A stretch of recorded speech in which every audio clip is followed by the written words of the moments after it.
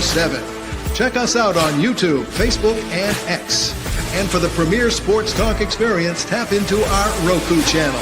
Start your mornings with Mac and Jack covering all the weekend sports action. Then pour a cup and enjoy all the sports you can drink on the Coffee and Sports podcast. At midday, talk sports from east to west on the Coast to Coast podcast. Followed at night by some hot girl talk with Prim and Proper Sports featuring Sonia Pearson. Talk boxing on the Gloved Fist. Yankee fans tune in for Start Spreading the News. And there's more on the College Sports Huddle and Sports Scope with Robert Butler. And that's just a sampling. There are 20 podcasts in all and 70 weekly shows giving us a 3.4-star viewer rating. To find us on Roku TV, search for National Streaming Sports on the Roku search bar. Click on the logo and you're in. For laptops, mobile phones, and tablets, download the Roku app. National Streaming Sports, live and on demand, sports talk for America. If you like the sweet science, get ready to talk boxing on the Gloved Fist podcast with top boxing writers Frank Latirzo and Jack Hirsch. Frank, a former amateur boxer out of Philadelphia, writes for NY Fights and can be seen on the Boxing Channel. Jack, an amateur boxer who competed in the New York Golden Gloves, was a 6-term president of the Boxing Writers Association. And now, here's Frank Latirzo and Jack Hirsch.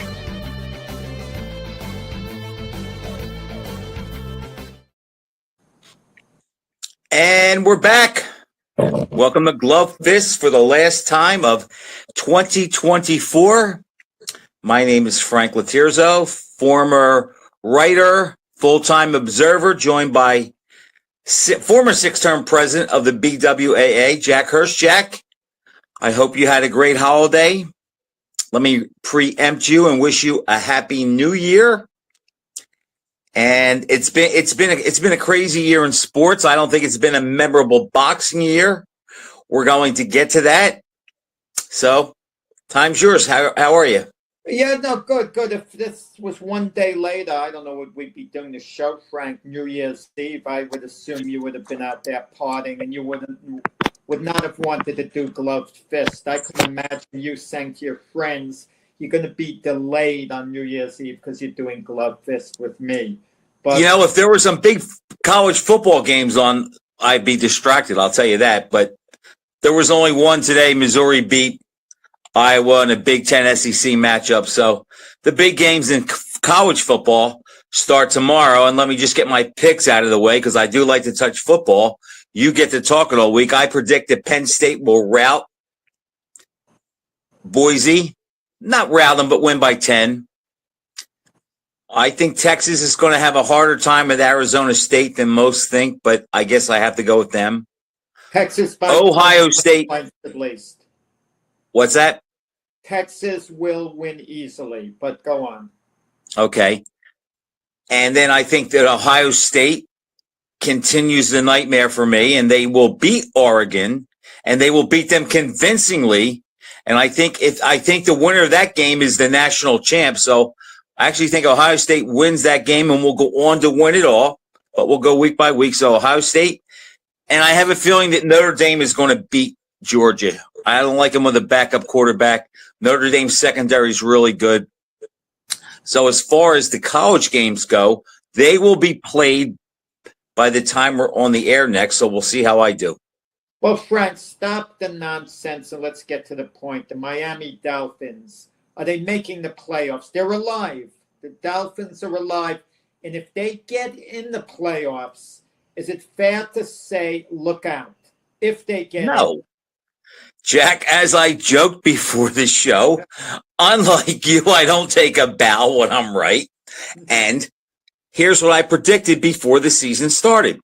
I said the Dolphins would either go 8-9 or 9-8. They're 8-8 right now.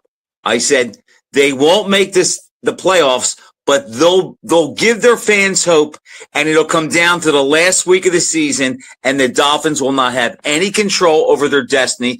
They will have to depend on somebody else to lose. Now, they need the Bengals and the Broncos to lose, and they have to beat, I think they play the Jets, right? Yeah.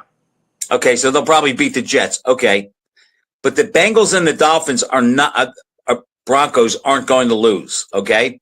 But if somehow they did and a fluke happened, the Dolphins would get routed in the first round because they're really not good enough to be in the playoffs. And I'm so tired of the Miami Dolphin fans spitting their stats out with Tua and all the other things they try to do. They his yards per attempt. I don't want to hear it. It doesn't result in wins. And I see that we're going to start New Year's Eve off great with Joe Bergman. And how about those freaking Eagles who just look better and better and better? And Joe, take this with you. He's not breaking Dickerson's record. He had one more game. And don't give me the carries. He had one more game.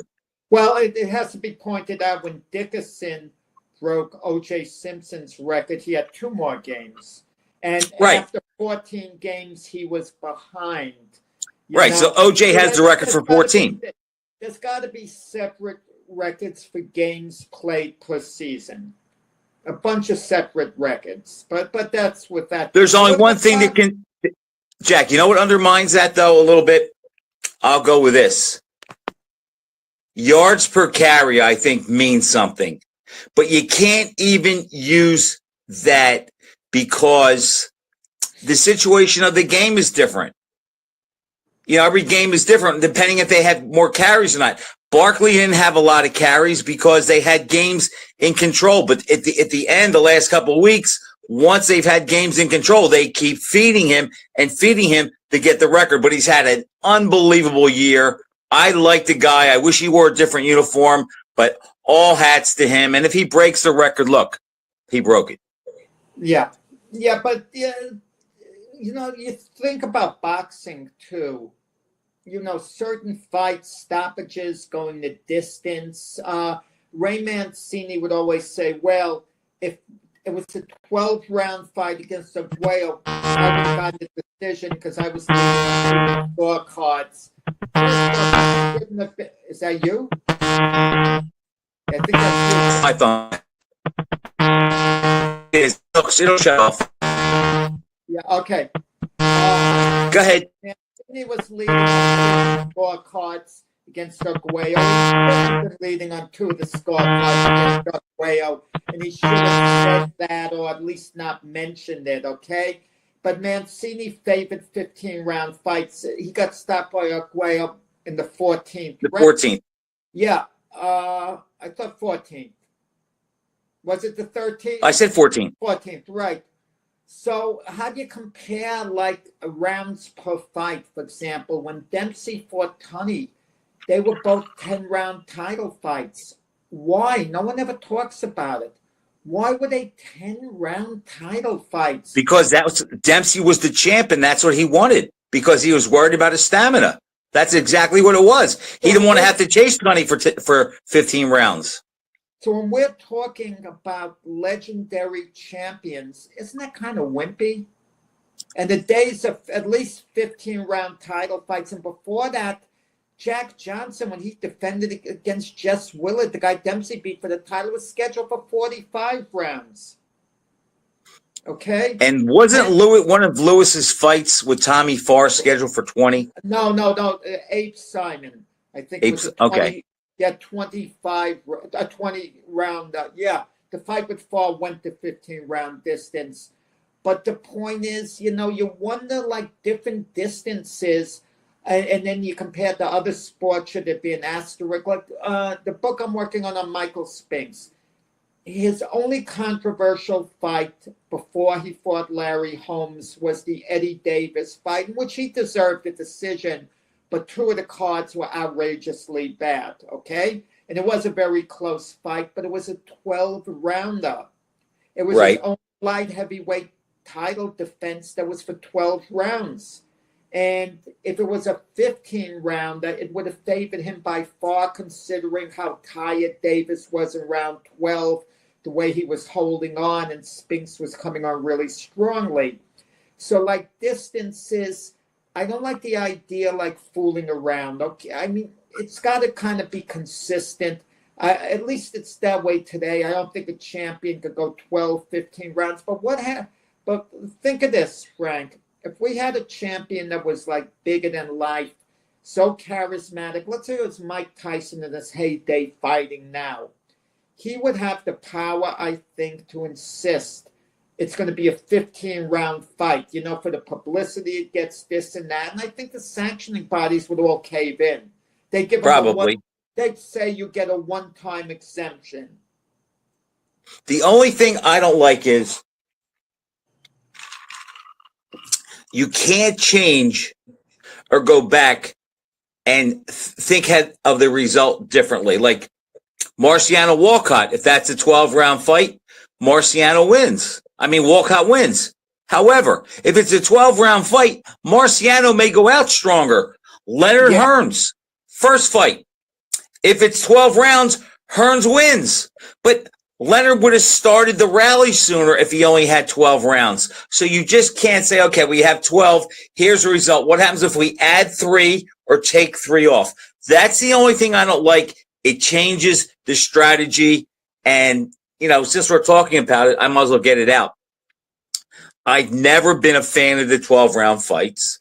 I agree with Ray Mancini, who long ago said that the 12 and the 15 separate the contenders and the pretenders and the men from the boys. And I don't want to hear about injuries because no one hits harder than heavyweights, and they had the least injuries over 15 rounds. It was the guys that cut weight too much. Yeah, you know, so kind of makes me think for fun. Can you imagine a 20-rounder, 2-minute rounds, total of 40 minutes? It's 4 more minutes than the 36 minutes. But because the rounds are shorter, okay, maybe fighters get hit less or they put out, maybe they get hit more. I mean, they put out more, I think, in a 2-minute round, perhaps. Yeah, I agree. You just can't change the rules. And it's the same thing with the carries. And look how many points a game Wilt averaged without the 3-point line. Same thing with Jabbar. I think he made 1 3-pointer his whole career. You have to compare the era. And that's why I saw a post the other day where somebody said, list the top 5 guys in this division. I think it was the lightweight division. And it was, I don't want it based on head to head. I want it based on who was a better champion. That's why it's hard to say. Look, Usyk's got a nice run, but is he a better champion than Joe Louis was during his time? Of course not. That's what I like, what you just said, Frank. Let's compare certain great champions. Who was better in their respective era? Okay, because they can't cross over, for example. And it's like debatable. Usyk obviously doesn't measure up to Joe Louis. You know, Usyk has been outstanding since he's been a heavyweight. The book is still open on him, but Louis was completely dominant in his era, okay? And you could get a debate who was greater within their respective era, Ali or Louis. And Ali beat the greater fighters, I would think, okay? That's what's said today. Back then, 40 years ago, it wasn't a consensus. Today it is. Yeah, but you had like a guy like Bill Gallo when Ali was in his prime, writing that Louis, you know, beat superior opposition. Jack. He said that in 74. Yeah, I mean, so it's not easy, but a guy like Marciano or Joe Frazier, who was more dominant in their era. And Marciano was actually a little more of the guy than Joe, but Joe had the greater victory over Ali. You know, so it's not an easy thing. That's why you can only go by Jack, rate them in their time. That's all you can do. Usyk cannot go back and fight Sonny Liston or Joe Louis or Jack Johnson or Jack Dempsey. You have to rate them in their time. And I used to be a prisoner of that. But I still like doing the head-to-head the head-to-head confrontation. Like if you said to me, who's the greatest heavyweight of all time, and then who's second? Well, to me, Jack, if I say that Joe Palooka is number 1, then Joe Palooka has to be able to beat, in my mind, for my ranking, everybody beneath him. And if I say that Sonny Palooka is number 2, then I would have to favor him over everybody below him except Joe Palooka. But that's the difference between, who was greater and who was better. I guess better means who wins head to head.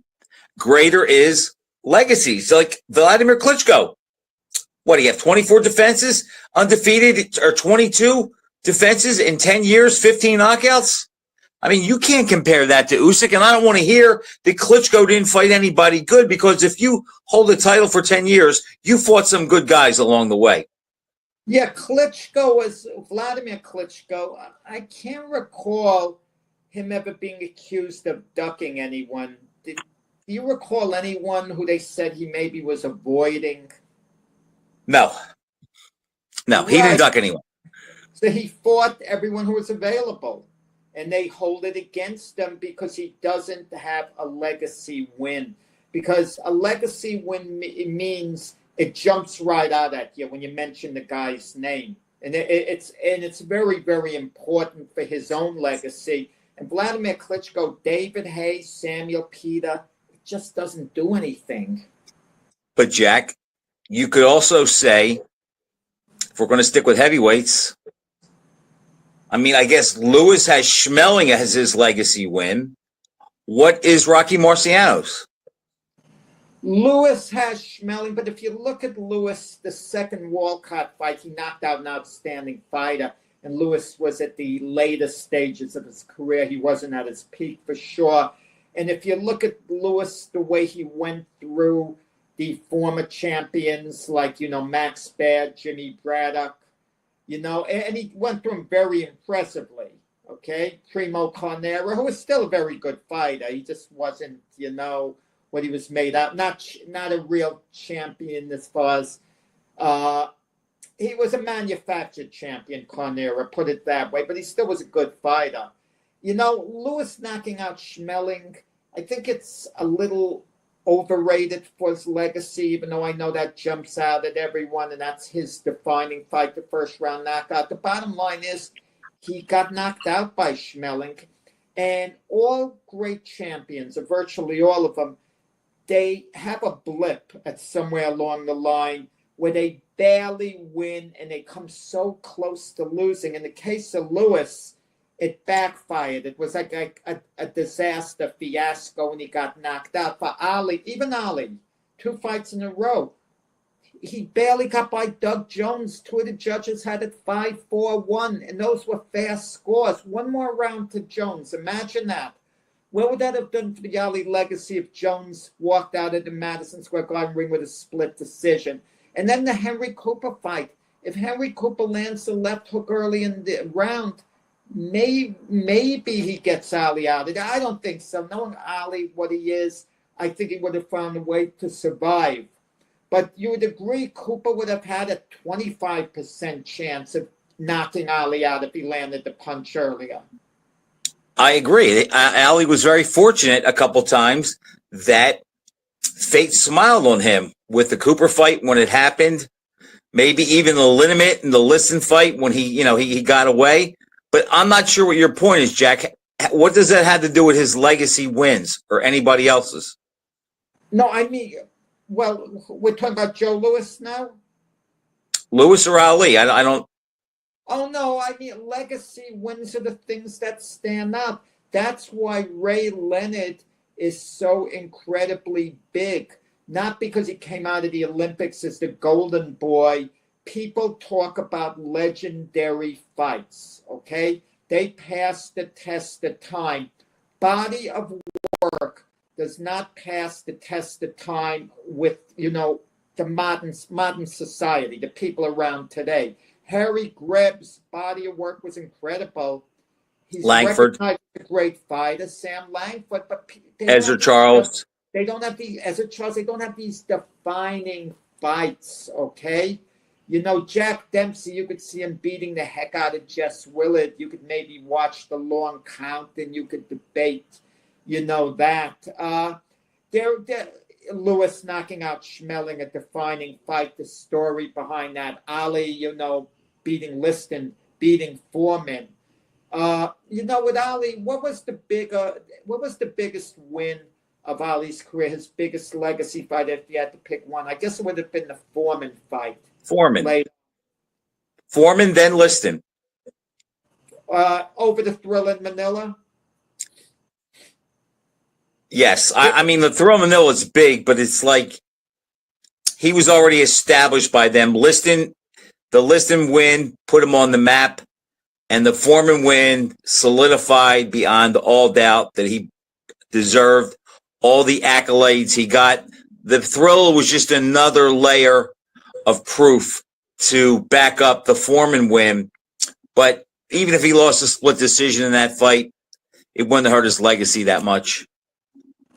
So Rocky Marciano, his legacy fight, I guess was the first fight against Jersey Joe Walcott. Is it that, Jack? Or is it the Charles fight where he was losing and he came back and stopped him in the 8th round? No, Marciano wasn't losing. Marciano had a split nose, and that. Oh, that's right. They were going to stop the fight. Right. They were going to stop the fight because of the cut.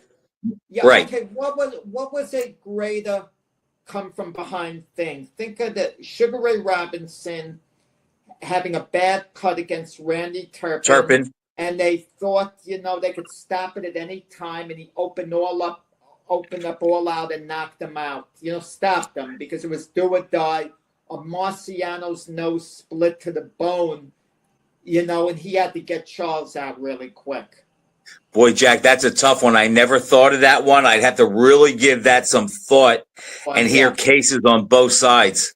That is really tough because if neither of them pull that fight out, history looks at them completely different. Well, Robinson, it would have meant he would have lost 2 in a row to Turpin.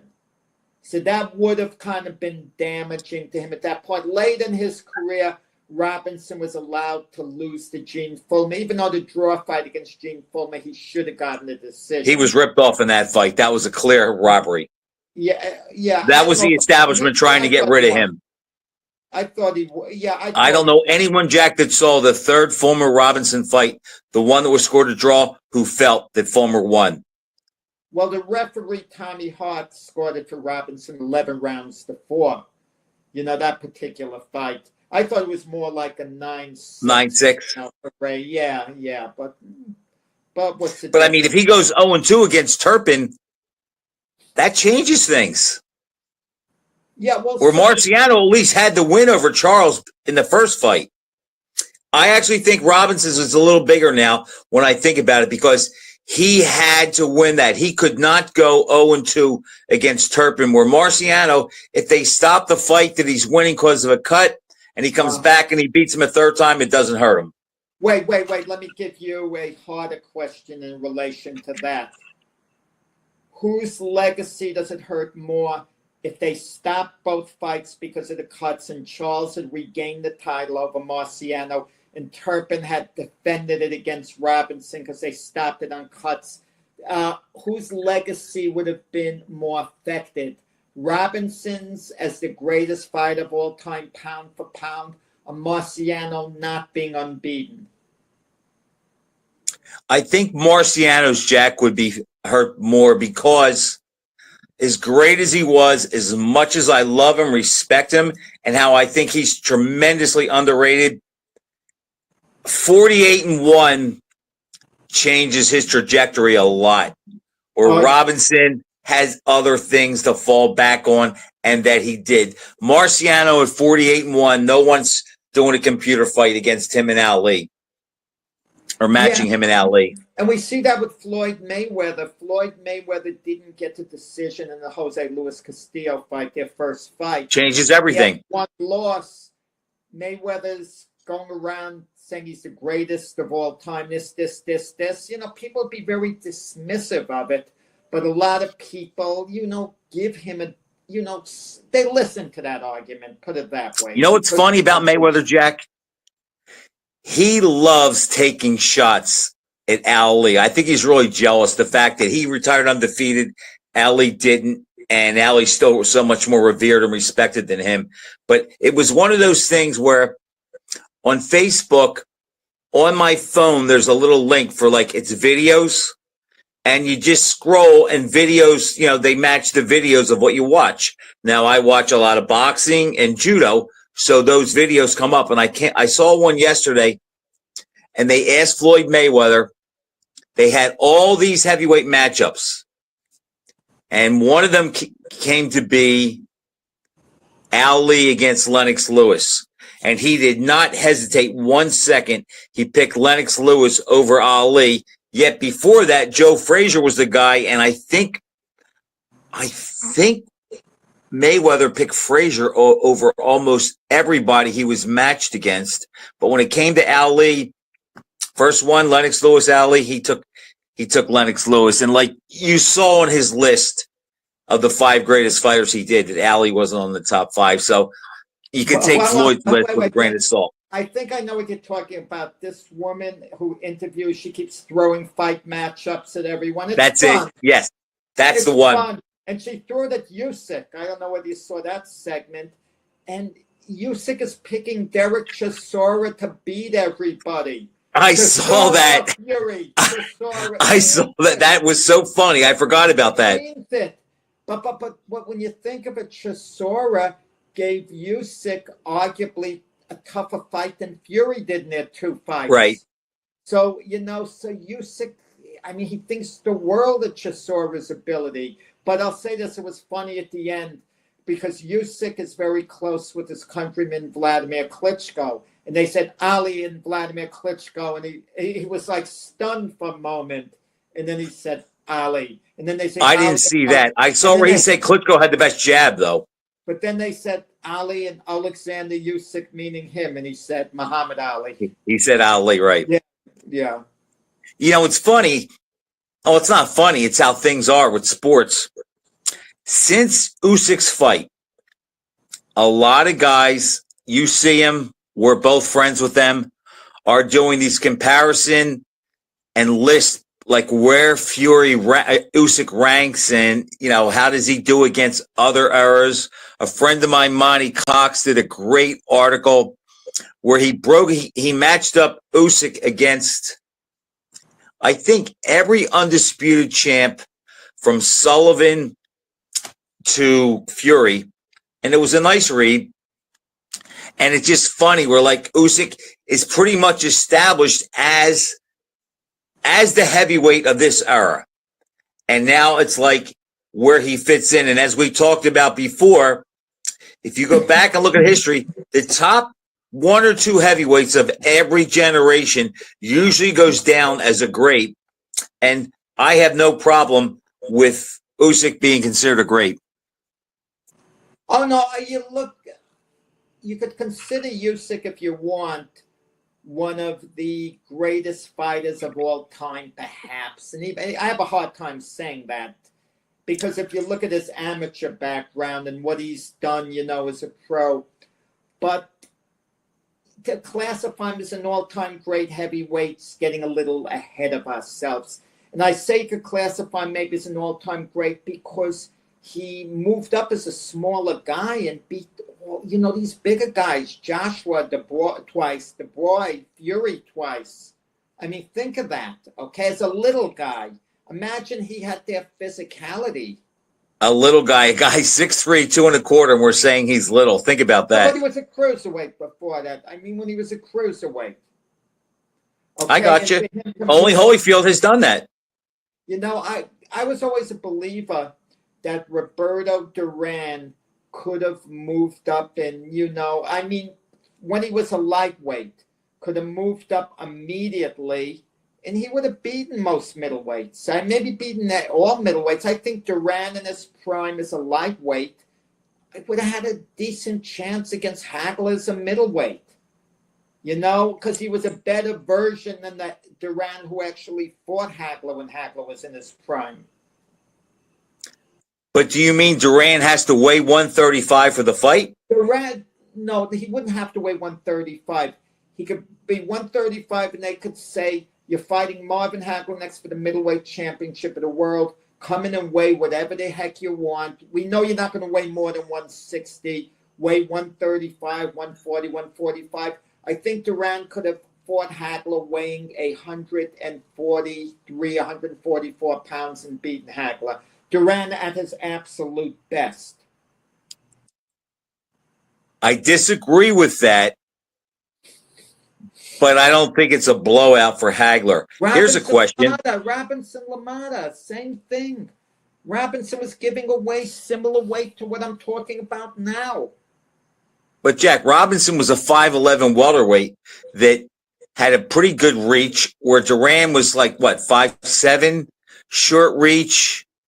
I don't know. I don't know if Duran beats Hagler. I could see him go rounds, though. It would have been a close fight. What do you think would have happened if Duran and Hagler would have fought 8 months later in a rematch? Hagler would have won a decision again. You think Duran goes the distance again? Oh, yeah, all the time.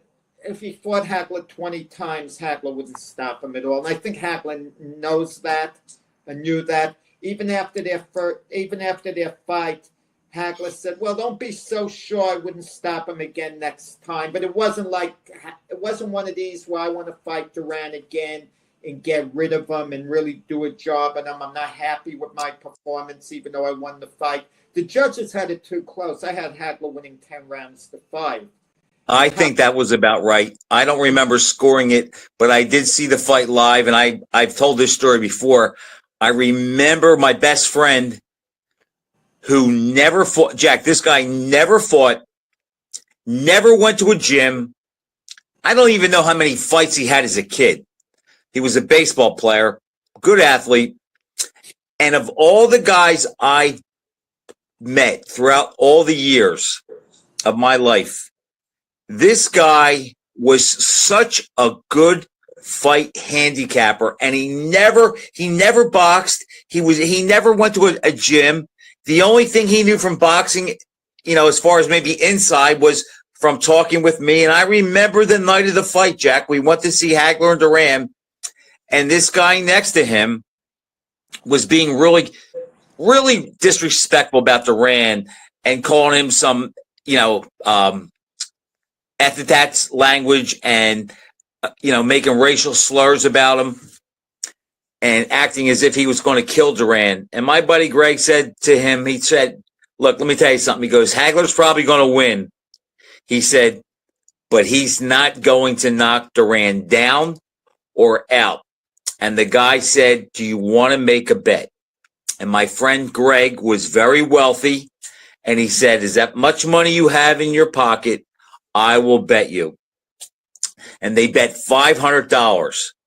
Well, when the guy turned around with Greg, Jack, $500 to Greg was like a nickel. This is a guy that walked around $5,000 in his pocket all the time. But the moral of the story is, I elbowed him. I says, you jerk. I says, you're going to have to pay that guy. I said, because Duran is not going to go the distance with Hagler. He's going to get stopped. And he said, Frank, I respect your opinion more than anybody, but I think you're wrong. This fight's going the distance. And as we know, it went the distance. And after the 14th round, the man turned to my friend and handed him 5 $100 bills after the 14th round and said, good call, buddy. My buddy Greg didn't even count the money until we left, but he called that fight. He had great intuition. And my whole point is, it's amazing to me, Jack, how Hagler's punches, not one time did Duran ever look hurt, stunned, shook, or like he wanted to be somewhere else. And that amazed me that Hagler's power never bothered him. Yeah, and that version of Duran would not have been as good as an earlier version of Duran who would have weighed less going against Hagler. An earlier version could have swarmed Hagler as well. That the version of Duran who fought Hagler wasn't a swarmer. He was a counterpuncher. Right, exactly. But a younger version would have, he would have swarmed Hagler a lot, thrown him off. Jack, you really think he would have? I don't think any version of Duran goes into the ring and thinks he can beat Hagler by fighting as the big guy pushing him back. Not for long periods of time. Okay, I would think Duran, who is a very smart fighter, would have done that periodically. You know, swarmed, attacked, backed off, boxed, did this, did that. You know, he was a thinking man's fighter, Duran. Jack, you remember? I'm sure you remember Mike Katz, the writer for the Daily News, the boxing writer. He said, and he was correct about this.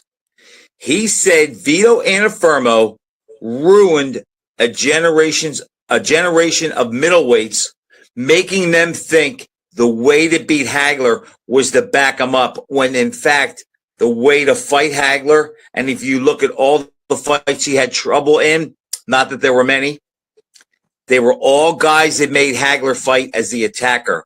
Willie the Warrior Monroe, Boogaloo Watts, and Leonard. Hagler was better if you took the fight to him. If he had to take it to you, as he did against Duran, and I think that was the blueprint for Leonard and actually made Leonard confident that he could defeat Hagler. That was the blueprint on how to fight Hagler. Don't try to back him up. Don't try to make it a war. Make him come to you and commit, and then counter him. And Mike Katz called it back in '87. Yeah, I know. But the point about it, the way he called it, and give Mike Katz credit, but the guys Hagler fought couldn't fight him any other way but coming forward. Mustafa Hamsho had to come forward. He had to go forward, right? Some of the guys had no choice. Abe had to come forward. Tony Simpson had to come forward. Most of the guys he fought were swarmers, right? Right, that was their style. So, but I think it still added to the belief that you could back them up. Let's talk a little about 2025. I mean, just quickly wrapping up 2024, I would think Usyk is going to get the Fight of the Year award, but you know, who knows? Well deserved and earned. It's a crucial year for some of the fighters. And I understand in boxing, a fighter with a name could sit around and have one fight in 4 years, and then he could get put in a big fight, and the public that's gullible is going to go for it, and it's going to sell, unfortunately. Like a guy like Keith Thurman, they could give him one soft fight, then match him with a big name, because Thurman has a little bit of a name. That's just the nature of the sport. But logically speaking, of all the big name fighters out there, I think this is the biggest year, and it's super important for Terence Crawford. Because I think Terence Crawford is coming off, to me at least, you might disagree, a subpar performance against Madrimov. Subpar performance. You may have thought he did a lot of good things. It wasn't vintage Terence Crawford that was dominating, you know, overpowering. I mean, I hope you could at least agree on that point.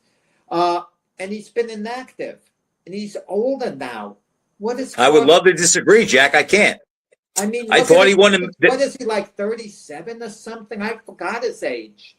He will be 37 this year, or he was 37 in September.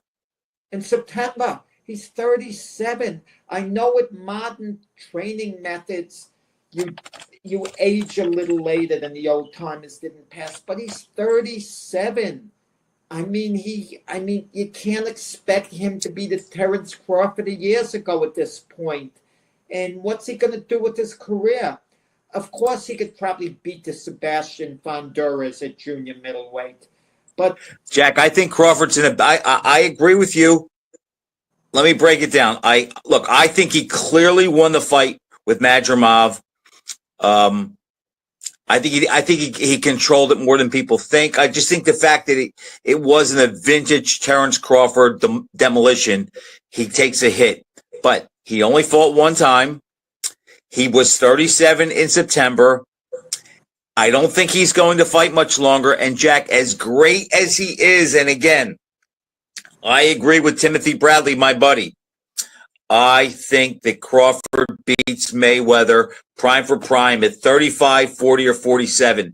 But he doesn't have the same names on his resume. Even though Mayweather cherry-picked to get him, they are still on his resume. And I really think Crawford has to be careful, because I think if he loses one time, even at 37 or 38, I think he's going to be wrongly but severely penalized in the eye of the public. They're going to say he beat a diminished Spence, and now he finally lost. And look, we were right all along. He wasn't that good. So I think he has to be careful, but I do think he has a lot riding on it. But Jack, the way it looks like if he doesn't fight Canelo, he may not fight again.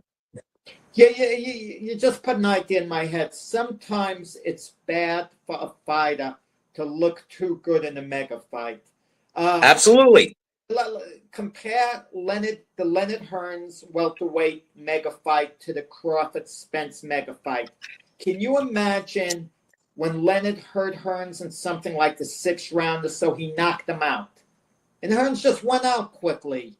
We wouldn't be talking about that as a legendary fight, but imagine Errol Spence took a stand and pushed Crawford to the brink, and it was a fight of the year, and then Crawford knocks him out in the last round. He would have gained much more. It's legendary, but because Crawford so dominated, we dismiss it. Now Spence was damaged goods, even though going into the fight, it was a virtual pick'em fight. Whoever you asked, people are going both ways. Jack, George Foreman is a perfect example. He demolished Joe Frazier, and everybody said, well, Ali kind of took it out of Frazier. It wasn't such a big deal. Foreman was given credit, big time credit to this. He was given credit, but it was always with a but. It was Frazier after the fight of the century. But yet Ron Lyle drops him twice, nearly knocks him out. He gets up off the canvas to win. And all of a sudden, this is a great victory. And he's just so great. And he has so much heart and courage. And the same thing.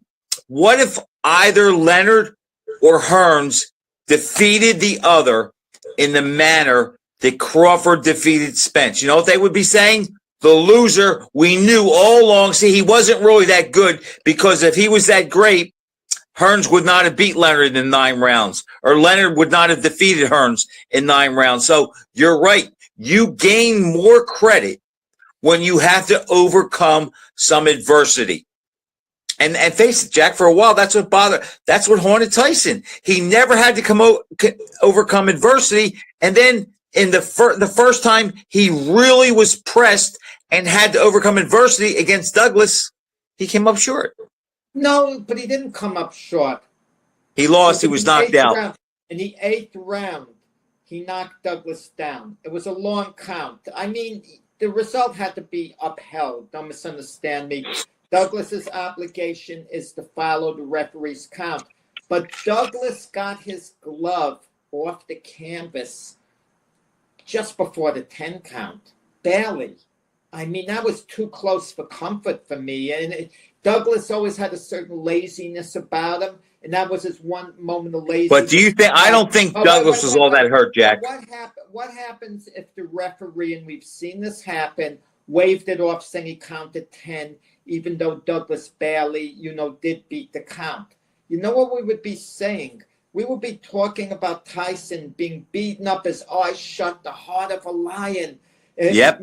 Mike Tyson showed he could fight through adversity. Tyson will say he refuses to be beat no matter how much he's beaten up. I'm a warrior. People would have embellished the come from behind knockout of Douglas, but we don't talk about it because the fight continued and then Tyson got stopped. Jack, but that is sports. Think if Scott Norwood hits a field goal, Bill Parcells is not a legend, and Marv Levy has a Super Bowl win. If Richard Steele doesn't stop the Taylor fight with Chavez, think how different their careers look today. It's always a game of inches, and those things happen.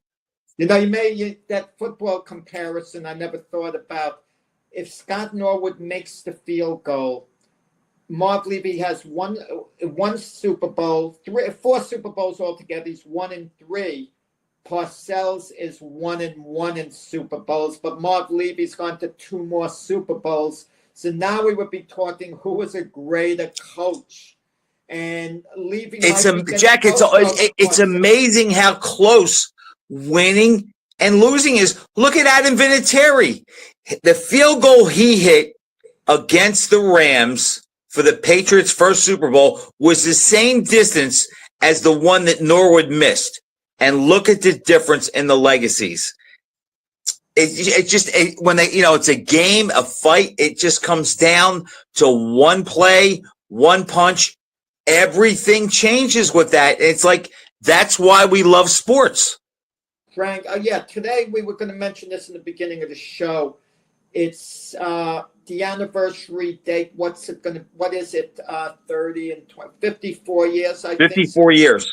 Then Sonny Liston, passed on. He was found dead under mysterious circumstances. We'll never know the answer for sure.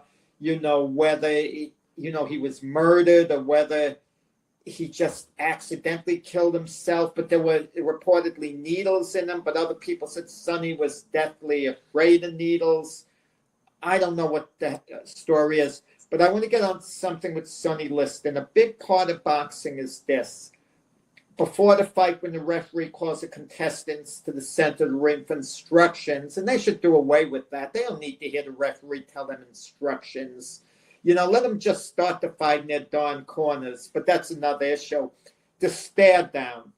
It's part of the entertainment. Now, if you were a fighter, what would scare you more? The Sonny Liston stare down, him just staring at you, or the double whammy Klitschko stare down. Now, you have one Klitschko behind the other, and you have two Klitschkos, double power, and they're pretty big guys. They're very intimidating guys, the Klitschkos, and they're both looking at you. One is telling you he's going to tear you up if you get blocked by the first line of defense. You got to deal with him. That is Sonny's stare down. What would you feel? Jack, that's the easiest question you've ever asked me. And I'm going to tell you why.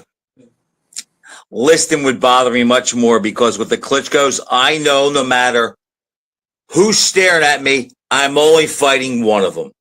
The other guy can stare all he wants. He can say whatever he wants. But when the bell rings, he's going down the steps. He's not walking towards me. So it would definitely be Liston. And I will say this, Jack, you reminded me of something. Of all the stare-ins in big fights, which one do you think was the most menacing? I'll give you mine. The stare and down? Then you stare down.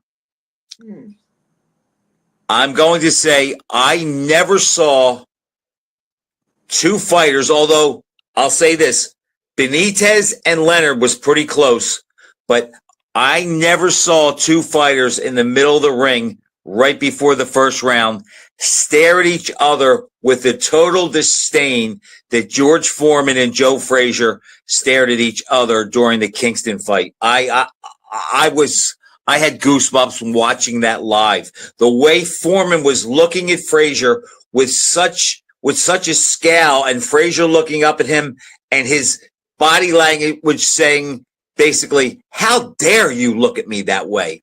I don't think there was a better stare down. I posted on my page before. I think that was my favorite, even more than any of Liston's. Well, Foreman is a gentleman. Like afterwards, he embellishes a tale that he's glad Joe Frazier didn't look down. Because I don't buy the shaky knee story. He's trying to be nice about it. But then again, maybe he did have some fear of Joe Frazier to an extent. Oh, that could be. So, I believe that. Even Foreman wrote in his book, as far as the rematch with Frazier went, he was a little hesitant to take it. He said no matter what happened the first fight, this was still Joe Frazier.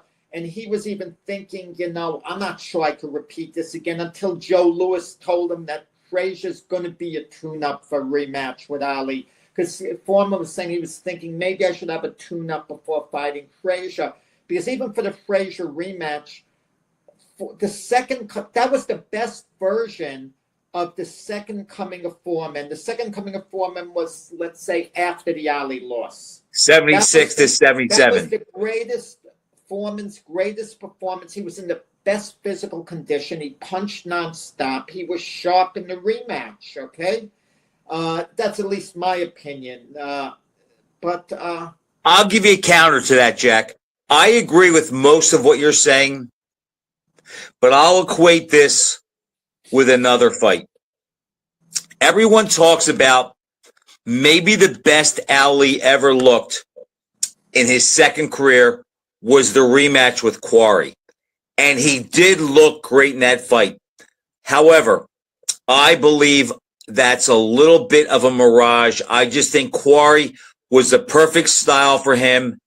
Was a little bit thrown off by watching Mike get KO'd by Foster. Had no answer for Ali's jab. And I just think that it was a convergence of those things. With Foreman and Frazier, yes, George looked great against Joe the second time. But, Jack, that was Frazier who did not take the fight to him, fought in retreat. And that's the only fight of Joe's career he ever did that. So Foreman could pick his shots, could be relaxed, could throw nice straight left jabs and right hands against a guy that's not forcing him to do things he doesn't want to do. So I think that's another issue where it was a style thing every bit as much as it was one guy being up or in great shape. Well, I don't know whether you remember the first Ali Quarry fight. The stare down was entertaining because Quarry came out angrily and Ali started talking to him and they were kind of going at it. But some fighters, they avoid the stare down altogether. Sugar Ray Leonard said it's a distraction. I agree. Avoided the stare down. Yeah, he would be like this a lot. Yeah, one of the funny ones was Bob Foster against Ray Anderson. Bob Foster he didn't like the stare down. He would look down. And Ray Anderson was talking a lot of smack before the fight. So then ran. Ray Anderson is saying, I got you where I want you. Look at me. You know, and then he ran for 15 rounds. Then he ran like a thief in the night. Oh, you know. It's like Ray Anderson just wanted to go the distance. And you know what's funny? There's a guy that was a sparring partner of Frazier, and Frazier often spoke how Ray Anderson gave him good work. Yeah. And after seeing Joe destroy Foster, and you're in there with Joe all the time, I just couldn't understand. Why would you be so awed by that? But Yank Durham after the fight, okay, he managed Ray Anderson, a trainer, right? Whatever. He said, "I'm embarrassed to be associated with a guy who'd run like that." So he put down his own guy, and yeah, that was embarrassing. Now, Jack, you fought in the Golden Gloves. I fought in the Golden Gloves. I actually made the finals 4 times. I never stared at my opponent. Never looked at him. If they looked at me, don't do that. The amateurs don't play these head games for the most part. Maybe today, because back in the day, everyone would be in the room together, hanging out, and no one would play these head games. You know, you're going down, you're this, you're that. You know, your opponent could be, a few feet away from you, and you're just hanging out, waiting to go, and you were like tennis players. You ever see these tennis players? They're sitting together, and then they walk out in the court together. That's how it was with amateur. I remember weighing in and having physicals with the guy I was fighting right next to me, and we wouldn't talk to each other. But I never looked, unless my opponent tried to stare me down. I never initiated it. If he initiated it, I would look back, but I wouldn't go in there with the mindset I'm going to try to beat him with a stare down, because I also felt it was a waste of time. You know, they had a PAL tournament, Police Athletic League, and Eddie Mustafa Muhammad, who was then Eddie Gregory. I remember I was on the scale. There were only a few of us there, and he walked up to me and took a look at me. It wasn't to be menacing at all. Just as a matter of fact, he was anxious to get on. So I remember he stood right next to me, and he just looked at me. You know, you talk about right. Memory now, yeah. Sometimes you wish you could have frozen those memories at that moment and know what you know now and say, Eddie, you're going to be a world champ someday. I'm telling you. And Jack, I'm going to tell you a story that it's one of my favorite stories in my time in boxing. I trained at the Cherry Hill Pal. Joey Giardello was my first trainer. And now I'm fighting, I think it was the 76. It was the first time I was fighting in a tournament. and it was the novice PA Golden Gloves.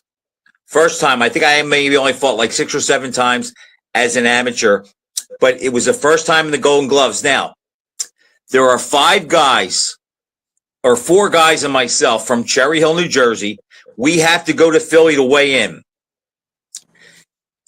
You probably don't remember these guys, but the best guy from the stable from this group called the Head Executioners was Gary Hinton. Remember him? He fought Gary. prior, won 15 rounds. Yeah, okay, he ended up being the best of that group. Anyhow, we're at the weigh-in, and these guys come in. Remember when Hopkins used to wear the executioner uniform? These guys came in, and their robes, they were in red and black. The robes said Head Executioners. The guy who was the head trainer's name was Tucci Gordon. He came in yelling, "We are here. We are here. We are here. And we're going to kill everybody." Now, we're in North Philly. Every boxer was black except me and the 4 guys from Cherry Hill.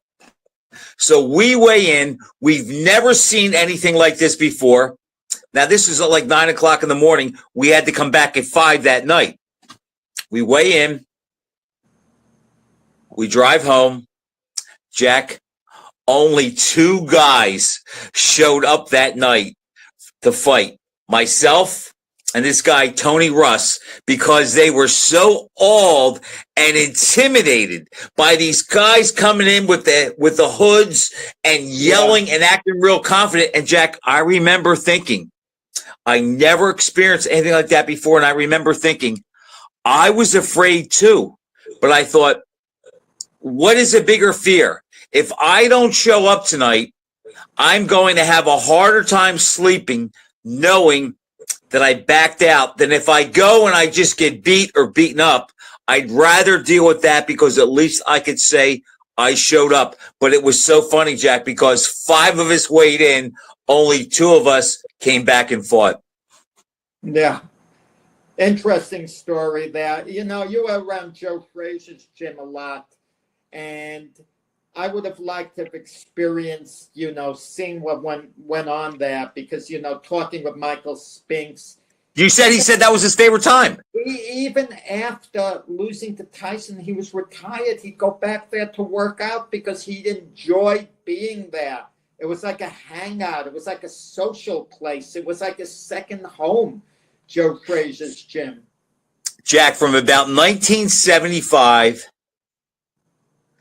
until about 1987, 88, no gym in the world had better fighters pass through than that gym. And during my time there, which was basically 77 to 82, Jack. How was the neighborhood?